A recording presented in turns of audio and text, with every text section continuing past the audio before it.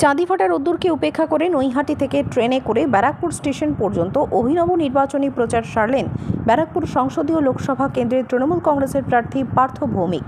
প্রতিটি রেলের কম্পার্টমেন্টে উঠে ট্রেন যাত্রীদের সঙ্গে কুশল বিনিময় পর্ব ছাড়াও আগামী দিনে চাকরি প্রার্থীদের জন্য স্টাডি সেন্টার খোলার কথাও জানান ট্রেন যাত্রীদের।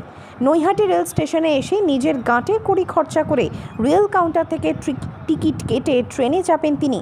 সংবাদ মাধ্যমের মুখোমুখি হয়ে পার্থ ভৌমিক জানিয়েছেন, পাড়ায় পাড়ায় প্রচার পর্ব সারলেও অফিস যাত্রীদের সঙ্গে তেমনভাবে যোগাযোগ না হওয়াতেই আজকের এই ট্রেন সফর। শেখ শাহজাহানের প্রসঙ্গে এদিন পার্থ ভৌমিক জানিয়েছেন দল তাকে বহিষ্কার করেছে। পাশাপাশি তিনি আরও বলেন, পুলিশ যদি শাহজাহানকে গ্রেফতার না করত তাহলে কি এত অস্ত্র উদ্ধার করা হতো? সাম্প্রতিককালে সন্দেশখালীতে অস্ত্র উদ্ধারকে কেন্দ্র করে নানান মহলে নানান জল্পনা উঠছে। তার মাঝে পার্থ ভৌমিকের এই মন্তব্য নিঃসন্দেহে তাৎপর্যপূর্ণ। এদিন সংবাদ মাধ্যমের মুখোমুখি হয়ে তিনি বলেন, আসলে পাড়ায় পাড়ায় প্রচার করছি তো, তাহলে যারা অফিস যাত্রী তাদের সাথে আমার কন্ট্যাক্ট হচ্ছে না, তারা বাড়ি থেকে বেরিয়ে যাচ্ছে। তাদের সাথে যাতে দেখা হয় তার জন্য ট্রেনে প্রচার করছি। আপনারা তো দেখলেন প্ল্যাটফর্মে সব লোক এসে আমাকে হাত ধরছে। আমি মানুষের কাছে পৌঁছে মমতা ব্যানার্জির কথা বলছি এবং মানুষের স্বতঃস্ফূর্ত সাড়া পাচ্ছি।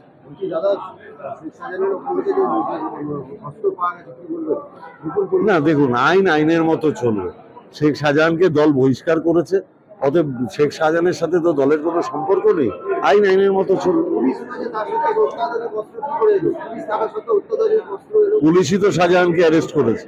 পুলিশ যদি শাহজাহানকে অ্যারেস্ট না করতো তাহলে কি আর এই অস্ত্র উদ্ধার হতো? দলবদলু অর্জুন সিং টিকিটের জন্য দল বদল করছেন, আপনার এগেইনস্টে কিভাবে নিচ্ছেন? আমি নিচ্ছি না, ব্যারাকপুরের মানুষ যেটা ভালো মতো নেয়নি সেটা ভোটের রেজাল্টে প্রমাণ হয়ে যাবে। না, আমি বলেছি এটা আমার স্বপ্ন। মমতা ব্যানার্জি ব্যারাকপুর অব্দি মেট্রো রেল যাতে আসে তার জন্য বাজেট করেছিল। পরবর্তী সরকার যারা ছিল, মমতা ব্যানার্জি রেল মন্ত্রক থেকে পদত্যাগ করার পরে তারা কেউ ইনিশিয়েটিভ নেয়নি। আমি মমতা ব্যানার্জির সেই স্বপ্নকে বাস্তবায়িত করার চেষ্টা করি। ইন্ডাস্ট্রিয়াল এরিয়া ব্যারাকপুর, এখানে গুন্ডারাজ নিয়ে একটা নানান কথা আছে, এটাকে কিভাবে আপনি সামলাবেন বলে ভাবছেন? ব্যারাকপুরের মানুষের কাছে আমার একটাই প্রতিশ্রুতি, অর্জুন সিং 2019-এ জেতার পর যে গুন্ডামি করেছে, 6 জন মারা গেছিল, 1000-এর উপর বাড়িঘর তোর ভাঙচুর হয়েছে, আগুন লাগিয়ে দিয়েছে, 2000 মানুষ বাড়ি ছাড়া ছিল। ভাটপাড়াতেই 3 মাস স্কুল, কলেজ, ব্যবসা সব বন্ধ ছিল। এই পুরো এলাকা জুড়ে সন্ত্রাস ছিল। ব্যারাকপুরের মানুষ সেটা ভোলেনি। আমি বলেছি, তৃণমূল কংগ্রেসকে যদি আপনারা 2024-এ জেতান, আমি এই গুন্ডারাজ খতম করব। ব্যারাকপুরের উন্নয়নে কি পরিকল্পনা? প্রথম পরিকল্পনা হচ্ছে যারা চাকরি প্রার্থী তাদের জন্য আমি একটা এডুকেশন হাব করব, যেখানে তাদের চাকরি পরীক্ষার ট্রেনিং দেওয়া হবে। আমি মনে করি ব্যারাকপুর লোকসভার অন্তর্গত ইয়ং ছেলে মেয়েদের জন্য যারা পড়াশোনা করেছে চাকরি পেতে চায়, এটা তাদের সামনে একটা নতুন দিশা খুলে দেবে।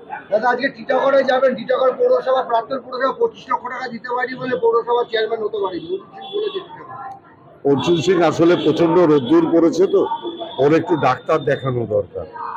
আমার মনে হয় এই উত্তরটা প্রশান্তদা সবচেয়ে ভালো দেবে। প্রচন্ড গরমের মধ্যে